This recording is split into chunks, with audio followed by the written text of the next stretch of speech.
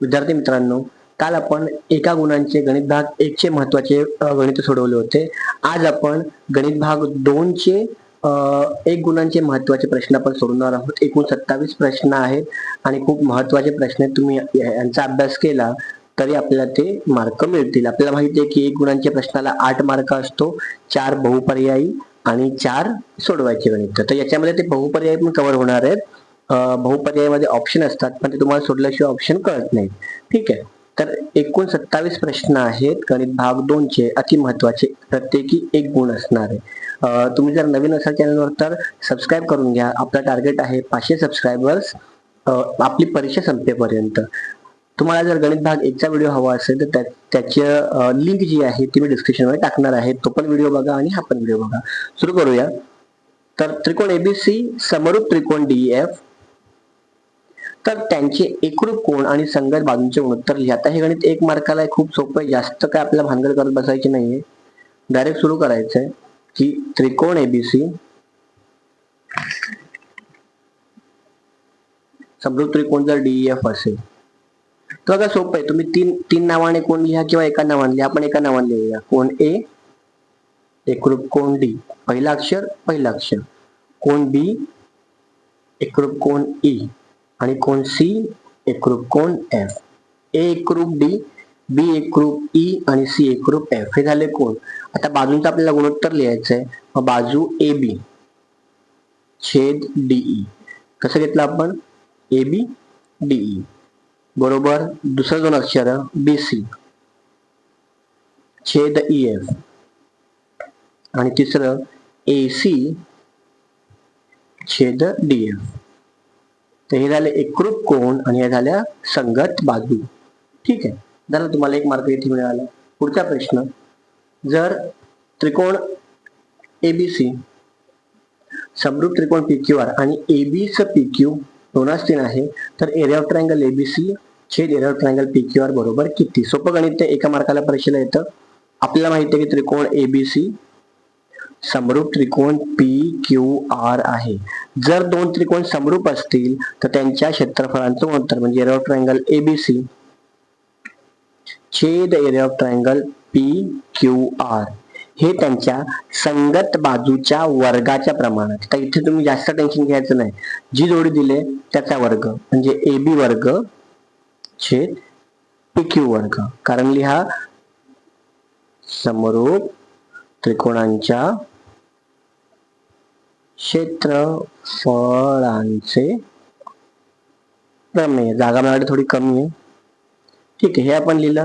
आता आपल्याला जी दिली ती किंमत टाकूया आपण. आपल्याकडे किंमत काय आहे, एरिया ऑफ ट्रायंगल एबीसी छेद area of triangle P Q R बरोबर ए बी छेद पी क्यू. आपल्याकडे 2/3 आहे, मग आपण 2/3 टाकूया आणि यांचा वर्ग आहे त्यामुळे इथे वर्ग करूया. तुम्ही इथे एक स्टेप वाढवू शकता. इथे तुम्ही ए बी छेद पी क्यू चा एकत्रित वर्ग घेऊ शकता. वेगवेगळा वर्ग आहे ना, तो एकत्र वर्ग आधी घ्यायचा आणि मग किंमत एकत्रित टाकायची आणि मग वर्ग करायचा. 2चा वर्ग 4, 3चा वर्ग 9 म्हणजे एरिया ऑफ ट्रायंगल एबीसी छेद area of triangle P Q R आपलं किती आलं, 4/9. हा प्रश्न खूप वेळा विचारतात आणि सोपा आहे. तिसरा प्रश्न बघा, आकृतीमध्ये बीडी दिलंय 7, पूर्ण बीसी आहे 20 आणि म्हटलंय area of triangle A B D छेद area of triangle A B C काढा. सोपं आहे बघा, आपण घेऊया त्रिकोण एबीडी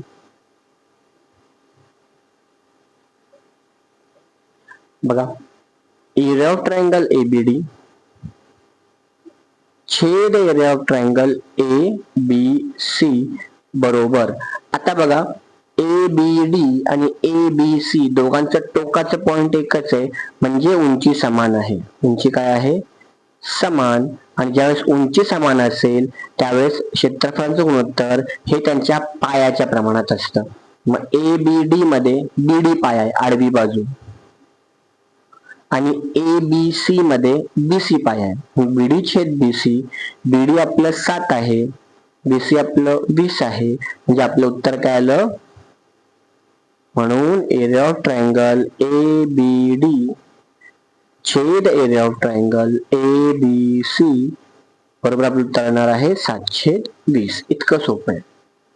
पुढचा प्रश्न, आकृतीमध्ये AB लंब BC, DC लंब पण BC, जर AB 3 आहे, CD 4 आहे, तर एरिया ऑफ ट्रायंगल ABC छेद DCB काढा. आपण सुरू करूया. बघा, एरिया ऑफ ट्रायंगल ABC छेद एरिया ऑफ ट्रायंगल DCB बरोबर, आता काय येणार आहे बरोबर, आकृतीमध्ये व्यवस्थित बघा, ABC चा पाया BC आहे, DCB चा पण पाया BC आहे, मग दोघांचा पाया एकच आहे, म्हणजे पाया सामायिक, आणि पाया सामायिक असेल तर क्षेत्रफळाचं गुणोत्तर हे उंचीच्या प्रमाणात येतं. आणि ते आपण लिहूया, पाया सामायिक. मग पाया सामायिक आहे, त्यामुळं ABC ची उंची AB आणि DCB ची उंची CD हे दोन्ही आले, आणि म्हणून एरिया ऑफ ट्रायंगल ABC छेद एरिया ऑफ ट्रायंगल DCB यांचं गुणोत्तर काय येईल, AB किती आहे 3 आणि CD किती आहे 4, 3/4 हे आपलं उत्तर असेल. इझी. पाचवा प्रश्न आपण करूया. काय म्हटले बघा, दोन समरूप त्रिकोणांच्या संगत बाजूंचे गुणोत्तर 3/5 आहे, तर त्यांच्या क्षेत्रफळाचं गुणोत्तर काढा. आता संगत बाजू जर मी H1 आणि H2 घेतली तर H1:H2 हे गुणोत्तर आपल्याला दिलंय 3/5, आणि काढायचे काय A1:A2 क्षेत्रफळाचं गुणोत्तर. आपल्याला माहिती आहे की त्रिकोण काय आहे, त्रिकोण समरूप आहेत, आणि जर दोन त्रिकोण समरूप असतील तर क्षेत्रफळाचं गुणोत्तर हे त्यांच्या संगत बाजूंच्या वर्गाच्या प्रमाणात. आपण तेच करतोय आता सगळं, बरोबर की नाही.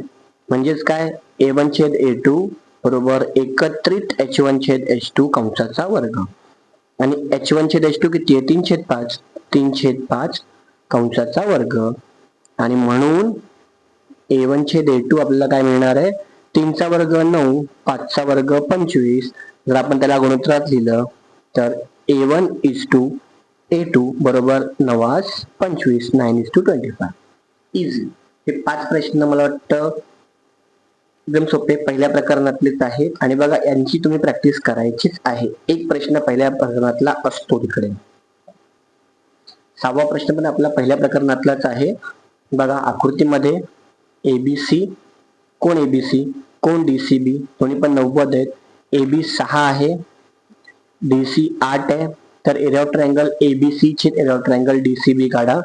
बघा, आपण लिहूया एरिया ऑफ ट्रायंगल ABC छेद एरिया ऑफ ट्रायंगल DCB बरोबर, बघा ABC मध्ये BC पाया, DCB मध्ये पण BC पाया, म्हणजे पाया सामायिक. पाया सामायिक म्हणून आपण उंची लिहायची. मग ABC ची उंची AB, DCB ची उंची DC, कारण आहे पाया सामायिक म्हणजे कॉमन. आता पुढे आपण बघूया, एरिया ऑफ ट्रायंगल ABC छेद एरिया ऑफ ट्रायंगल DCB बरोबर, AB आपलं किती आहे 6, DC किती आहे 8, भाग लागतोय का, हो, 2×6 = 4, आणि म्हणून एरिया ऑफ ट्रायंगल ABC छेद एरिया ऑफ ट्रायंगल DCB बरोबर 3/4 किंवा 3/4. ठीक आहे. हे 6 प्रश्न होते पहिल्या प्रकरणातले. एक प्रश्न जरूर परीक्षेला विचारला जातो. पुढचा प्रश्न बघा, त्रिकोण PSR मध्ये, हा P आहे, ठीक आहे, RP आपल्याला काढायचं आहे. बघा, सोपं आहे. त्रिकोण PSR मध्ये आपण सिंग्युलर कोण घेऊया, कोण S 90 आहे, कोण P 30 आहे, हे आपल्याला दिलंय, बरोबर, आणि म्हणून आपला तिसरा कोण R हा 60 असणार आहे, कारण जर हा 90 आणि हा 30 आहे, दोघांची बेरीज 90 पाहिजे की नाही, हा सोडा, मग ह्या दोघांची बेरीज 90 पाहिजे, मग हा 30 तर हा 60, कारण 60 आणि 30 90, आणि म्हणून आपण लिहू शकतो 30°, 60°, 90° च्या प्रमेयानुसार. 30-60-90 प्रमेय काय सांगतं की 30 समोरील बाजू 30° कोणा समोरील बाजू, ती समोरची बाजू जी आहे ही कर्णाच्या, जो आपला कर्ण आहे त्याच्या नेहमी अर्धी असते, निम्मी असते, 1/2 पट असते. आता आपण बघूया ती समोर बाजू कुठली आहे, SR दिली आपल्याला, बरोबर. 1/2 गुणिले कर्ण कुठला आहे, 90च्या समोर कर्ण असतो PR. मग SR किती दिले आपल्याला, 6. 1/2 गुणिले PR, हा 2 तिकडे गेला की गुणिले होतो, 6 गुणिले 2 बरोबर PR एके PR, आणि आपलं PR किती येणार, त्यामुळं 6 दुने 12. तुम्ही कमेंट मध्ये मला SP ची किंमत सांगू शकता, ठीक आहे. पुढचा प्रश्न 8वा आपण घेऊया. हा परीक्षेला 3 वेळा विचारलेला प्रश्न आहे, काही वेळेत हा प्रश्न 2 मार्काला पण विचारलेला आहे. आपण बघूया आकृतीमध्ये MQ9 QN4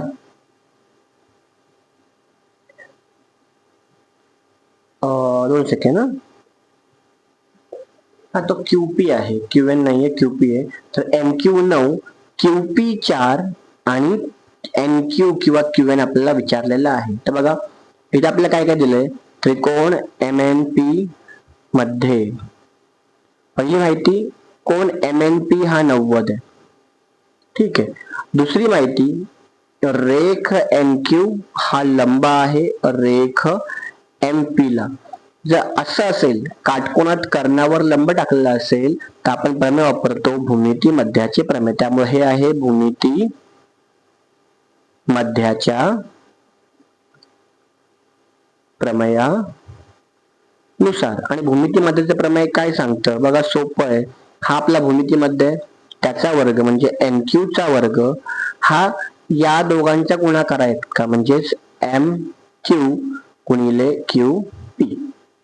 आपलं MQ 9 आहे, QP 4 आहे, 9 चौक 36 म्हणजे NQ वर्ग बरोबर 36, आणि म्हणून NQ आपला आला 6. वर्गमूळ घेऊन ते लिहिलं तरी पण चालेल, नाही तरी पण चालेल, ठीक आहे. तुम्हाला इथे 1 मार्क मिळतो आणि गणित महत्वाचं आहे, 2 मार्काला विचारलेलं आहे. 9वा प्रश्न, आकृतीमध्ये कोण ABC 90, कोण BAC आणि BCA दोन्ही 45 आहेत.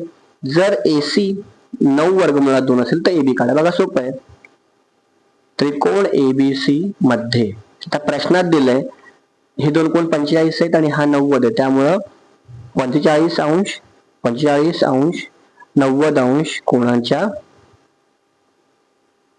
प्रमेयानुसार.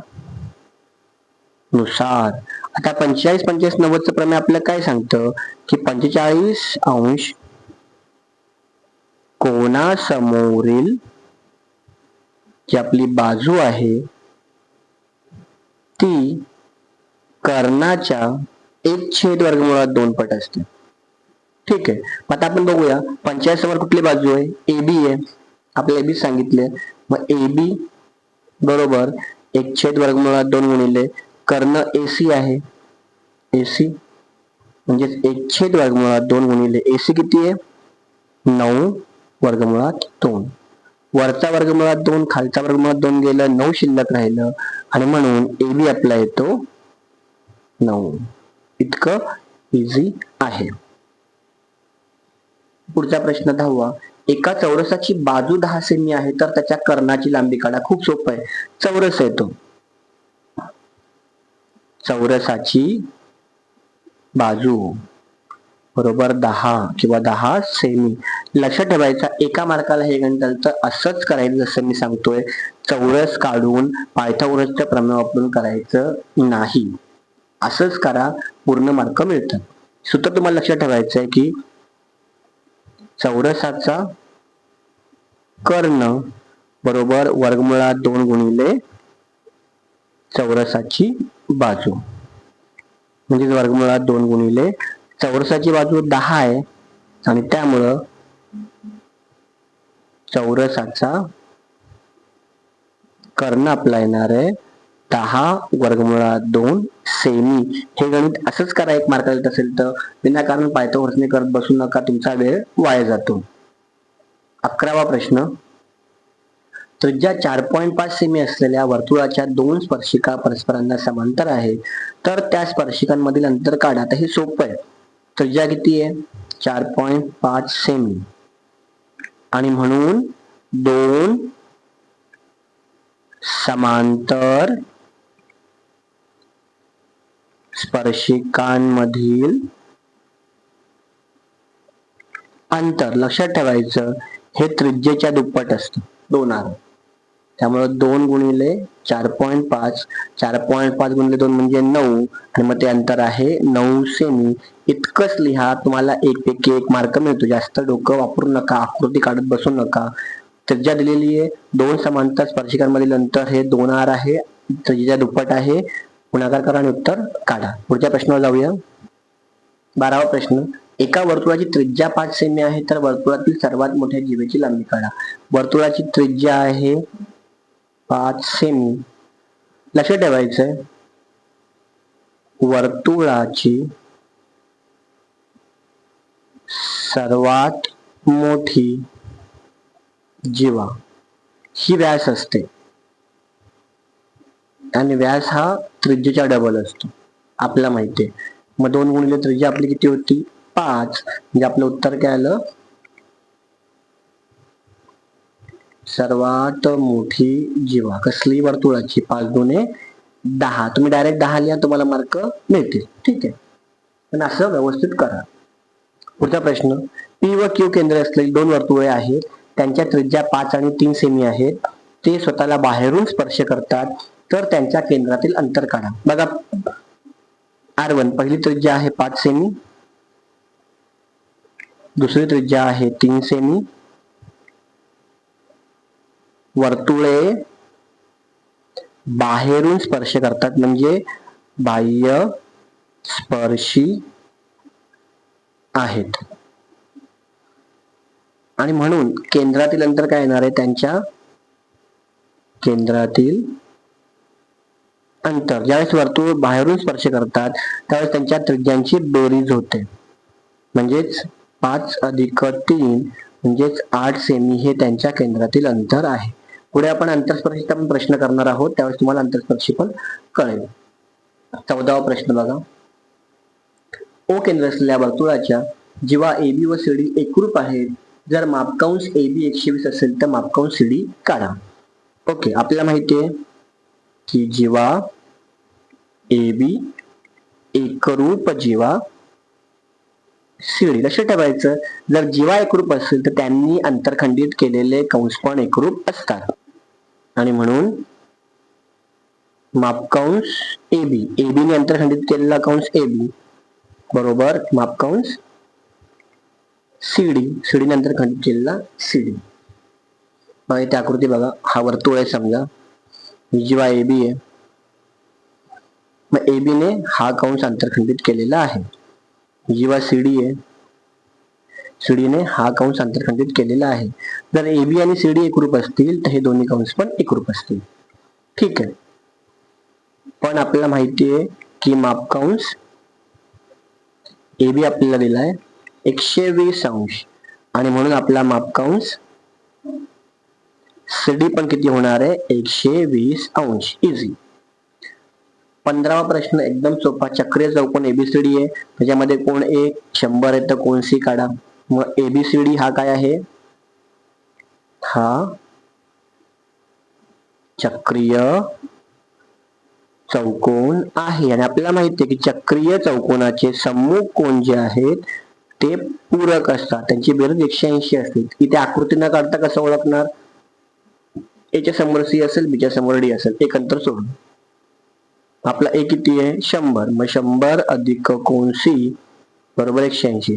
100 पलीकडे गेले की मायनस होतात, मग कोन C बरोबर 180 मधून 100 गेले, आणि म्हणून कोन C आपला किती आला? 80 अंश. इझी. तुम्ही तोंडी पण हे करू शकता. आला. दोन अंतरस्पर्शी वर्तुळ आहेत, मगाशी बाह्यस्पर्शी होते, आता अंतरस्पर्शी आहेत. त्रिज्या त्यांच्या 7 सेमी आणि 4 सेमी आहेत. केंद्रातील अंतर काढा. R1 घ्या 7 सेमी, R2 4 सेमी. वर्तुळे काय आहेत? वर्तुळे अंतर स्पर्शी आहेत, आतून स्पर्श करतायत आणि म्हणून त्यांच्या केंद्रातील अंतर. आता हे अंतरस्पर्शी आहे, त्यामुळे केंद्रातील जे अंतर आहे ते येणार आहे त्रिज्यांची वजाबाकी R1 मायनस R2. इथे R1 मोठा आहे आणि R2 लहान आहे. जो मोठा आहे त्यातनं छोटा वजा करायचा आहे. जर R2 मोठा असता तर R2 तून R1 मायनस केला असता. 7 वजा 4 म्हणजे 3 सेम. इझी. प्रश्न 17वा. एका रेषेने x अक्षाच्या धन दिशेशी केलेला कोन 30 अंश आहे, तर त्या रेषेचा चढ काढा. आता इथे आपल्याला थिटा दिलाय 30 अंश, म्हटलं रेषेचा चढ काढा. आपल्याला माहिती आहे चढ बरोबर टॅन थिटा म्हणजे टॅन 30. आता आपल्याला टॅन 30 ची किंमत माहिती पाहिजे, मग चढ बरोबर हे किती आपल्याला माहिती आहे 1/√3. आता इथे बघा तुम्ही त्रिकोणमिती प्रकरणामध्ये जो तक्ता आहे 0, 30, 45 आणि 60 आणि 90 हा तक्ता काढायला शिका. याच्यावर एक मी छोटा व्हिडिओ बनवतो जेणेकरून तुम्हाला तक्ता पाठ न करताही आपल्याला त्या किमती काढता येतील. ठीक आहे. तर सध्या इथे आपला चढ किती आला 1/√3. पुढचा प्रश्न A 4 आणि 6 B -2 2 यांना जोडणाऱ्या रेषेच्या मध्यबिंदूचे निर्देशक काढा. सोपा प्रश्न आहे. पहिला आपला कंस असेल x1 y1, दुसरा असेल x2 y2. मग आपल्याला माहिती आहे की मध्य बिंदूच्या सूत्रानुसार, सूत्र काय सांगतंय बघा, सोपं आहे. x म्हणजे काय x1 अधिक x2 छेद 2. आपला x1 किती आहे 4 अधिक हा -2 छेद 2 म्हणजेच काय 4 हा -2 आहे. 4 अधिक वजा छेद 2 म्हणजे आपला किती आला 4तून 2 गेले 2 राहिले 2/2 म्हणजे x आला आपला 1. y आपला काय असतोय y म्हणजे y1 अधिक y2 छेद 2 मध्यबिंदूसाठी. y1 किती आहे 6, y2 किती आहे 2/2, 6 आणि 2 8, 8/2 म्हणजे 8/4 किती होतात 4 म्हणजे आपला y किती आला 4. म्हणजे निर्देशक आपले काय येतील 1 आणि 4. इझी. सूत्रपाठ असलं पाहिजे तुम्हाला. पुढे दोन बिंदू मधील अंतर काढा. पुन्हा x1 y1 x2 y2 अंतर काढायचंय म्हणजे डिस्टन्स OP काढायचंय. सूत्र तुम्हाला पाठ असलं पाहिजे.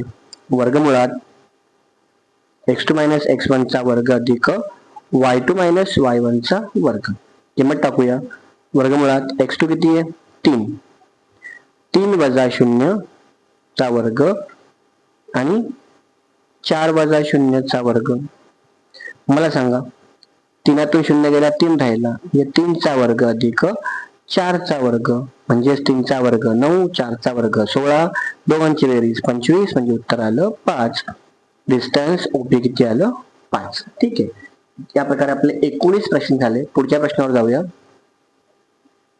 ABC हे एकरेषीय बिंदू आहेत. जर रेख AB चा चढ वजा 1/2 असेल तर रेख BC चा चढ काढा. बघा इथं खूप सोपं आहे.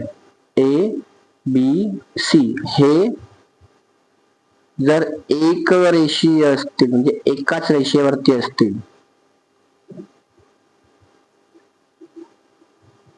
आणि म्हणून मग त्या रेषेचा चढ हा एकच असणार, तो बदलणार नाही. म्हणून रेख AB चा जो चढ आहे तो चढ रेख BC चा पण असणार आहे, तो चढ रेख AC चा पण असणार आहे. आपल्याला आता AB चा चढ दिलाय, BC चा विचारलाय आणि मग लिहायचं पण रेख AB चा चढ वजा 1/2 दिलाय आणि म्हणून रेख BC चा चढ हा पण किती होतो आपला वजा 1/2च होतो. 21वा प्रश्न बघा. बिंदू दिलेले आहेत. हे त्रिकोणाच्या शिरोबिंदूचे निर्देशक असतील तर मध्यगा संपात बिंदूचे निर्देशक काढा. बघा सोपं आहे. हे बिंदू लिहितो एकदा. 4 वजा 3 7 5 वजा 2 आणि 1. मग हा आपला असेल x1 y1 x2 y2 आणि x3 y3. आपल्याला माहितीये मध्यगा संपात बिंदूच्या सूत्रानुसार. काय सूत्र आहे? सूत्र एकदम सोपं आहे.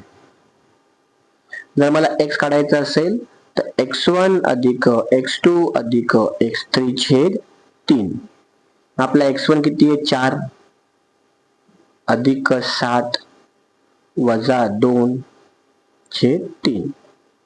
मग 4 अधिक 7 किती होतात? 11 होतात. बरोबर. 11तून 2 गेले 9 राहतात. त्यामुळे x किती आला? 9 छेद 3. म्हणजे x आला 3 त्रिक 9. आणि याच प्रकारे तुम्ही काय काढू शकता? y पण काढू शकता. ऍक्च्युअली गणितामध्ये फक्त x विचारला होता, मी इथं 2 लिहिले. इथे तुम्हाला y ची किंमत तुम्ही मला काढून दाखवायची कमेंट मध्ये. प्रश्न 22वा. जर tan थिटा वर्गमुळात 3 आहे तर थिटाची किंमत किती? तक्ता इथे पुन्हा येतोय, तुम्हाला तक्त्यातनं पाठ करायला लागेल. आपल्याला माहिती आहे बघा, tan थिटा वर्गमुळात 3. पण लक्षात ठेवायचंय की फक्त tan 60 याचीच किंमत वर्गमुळात 3 आहे. ठीक आहे. ह्या किमती सेम नसतात, त्या एकाच्या एक युनिक असतात. आणि म्हणून आपल्याला माहिती होणार आहे की tan थिटा हा tan 60 ला समान आहे. म्हणजे आपला थिटा किती आहे? 60 अंश. तक्ता पाठ केल्याशिवाय तुम्हाला हे येणार नाही. 2 सेकंड. बघा, हा तक्ता आहे पूर्ण आणि हा तक्ता तुम्हाला एक तर पाठ करावा लागतो किंवा ट्रिक असते. ठीक आहे. मग साइन, कॉस, टॅन, कोसेक, सेक आणि कॉट, इथे बघा कुठलीच किंमत रिपीट नाही. म्हणजे साइन शून्याची किंमत 0 आहे, दुसऱ्या कुठल्याच साइनची किंमत 0 नाही. त्यामुळे ह्या किमती युनिक असतात. टॅन 30 x वर्गमुळात 2 आणि टॅन 60 वर्गमुळात 3. x वर्गमुळात 3 आणि वर्गमुळात 3 या किमती युनिक आहेत. हा तक्ता कशा प्रकारे आपल्याला लिहिता येईल याचा एक वेगळा व्हिडिओ बनवतो आणि तो तुम्हाला शेअर करतो. तर आपल्या गणितावरती येऊया. 23वा. 3 साइन थिटा बरोबर 4 कॉस थिटा तर टॅन थिटा बरोबर किती? सोपं आहे. 3 साइन थिटा बरोबर 4 कॉस थिटा. तुम्ही काय करा, कॉसला इकडे घेऊन या, 3 ला तिकडे घेऊन जा. म्हणजे आपल्याला काय मिळेल? साइन थिटा छेद कॉस थिटा बरोबर 4 छेद 3. तुम्हाला माहिती पाहिजे, सूत्र आहे आपल्याकडे साइन भागिले कॉस बरोबर टॅन, म्हणून टॅन थिटा बरोबर 4 छेद 3. कारण की टॅन थिटा बरोबर साइन थिटा छेद कॉस थिटा हे सूत्र आपल्याकडे आहे, आपण ते वापरले. साइन थिटा बरोबर कॉस थिटा तर थिटा किती? ठीक आहे. बघा, साइन थिटा बरोबर कॉस थिटा. आता कुठल्याच किमतीमध्ये साइन थिटा बरोबर कॉस थिटा नाही. तुम्हाला मी फक्त एक किंमत दाखवतो. बघा, कुठेच सेम नाहीये, फक्त 45 मध्येच साइन आणि कॉस दोन्ही सेम आहेत.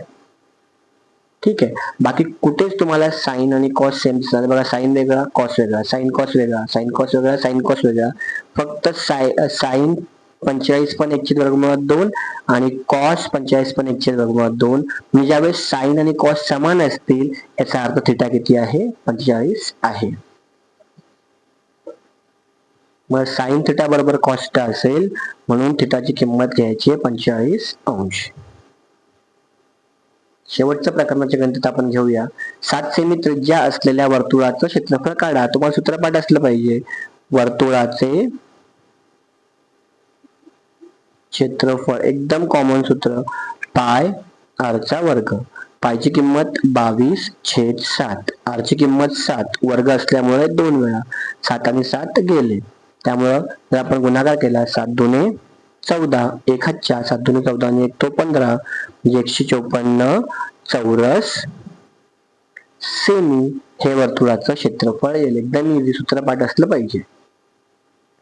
5 सेमी बाजू असलेल्या घनाचे घनफळ काढा. सूत्रपाठ पाहिजे. घनाचे घनफळ, इथे कुठली ट्रिक नाही, सूत्रपाठ करावं लागेल. घनाचे घनफळ सूत्र आहे बाजूचा घन किंवा एल घन. बाजू किती आहे? 5, म्हणजे 5 चा घन, म्हणजेच 5 चा घन, 5 5 25, 25 5 125, म्हणजे 125 घन सेमी. आणि शेवटचा प्रश्न, एका शंकूची त्रिज्या 5 सेमी म्हणजे r आहे 5 सेमी, लंब उंची म्हणजे h आहे 12 सेमी, तर त्याची तिरकस उंची काढा आहे. तुम्हाला ते सूत्र माहिती पाहिजे की शंकूची तिरकस उंची काढण्यासाठी सूत्र आहे एल वर्ग बरोबर आर वर्ग अधिक एच वर्ग. आर 5 त्याचा वर्ग, एच 12 त्याचा वर्ग, मग एल वर्ग बरोबर 5 चा वर्ग 25, 12 चा वर्ग 144, त्यांची बेरीज येते 169, हा 13 चा वर्ग आहे म्हणजे एल वर्ग बरोबर 169, तर एल बरोबर 13 म्हणजेच लंब तिरकस उंची किती आली 13. तर अशा प्रकारे आपण गणित भाग 2 याचे एकूण 27 प्रश्न सोडवलेले आहेत एका गुणांचे. तुम्ही या सगळ्यांची प्रॅक्टिस करा आणि परीक्षेला तुम्हाला प्रश्न क्रमांक 1 मध्ये जे 8 गुण आहेत त्यामध्ये जास्तीत जास्त गुण मिळतील. पुढच्या व्हिडिओमध्ये भेटूया, तोपर्यंत धन्यवाद.